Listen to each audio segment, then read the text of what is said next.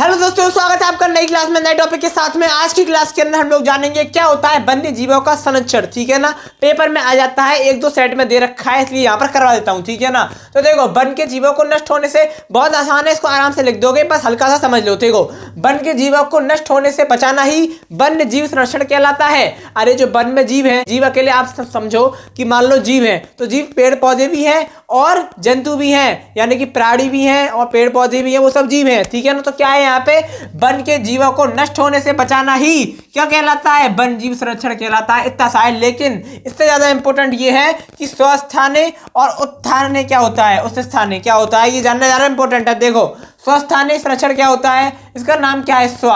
देखो, वन्य जीवों का संरक्षण दो प्रकार से होता है। संरक्षण कितने प्रकार से करेंगे, बचाएंगे कितने प्रकार से, दो प्रकार से। एक है स्वस्थाने, एक है उत्स्थाने। ठीक है ना, स्व स्व स्व, अब इसमें आगे स्व।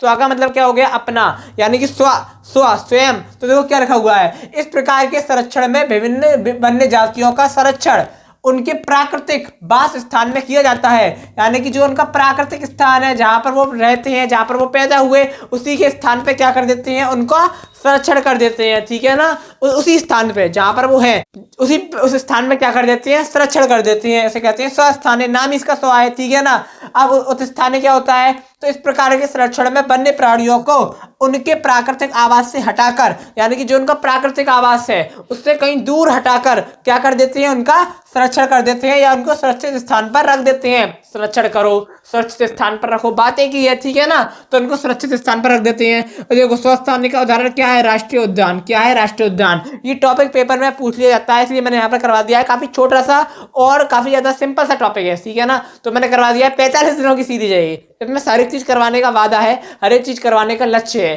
ठीक है ना, तो उसके लिए यहाँ पर भी ये वीडियो दी जा रही है। तो मैं आपको मिलूंगा एक और नई क्लास में नए टॉपिक के साथ में। सीरीज को लगातार फॉलो करते जाइए और आगे बढ़ते जाइए। तब तक के लिए जय हिंद, जय भारत।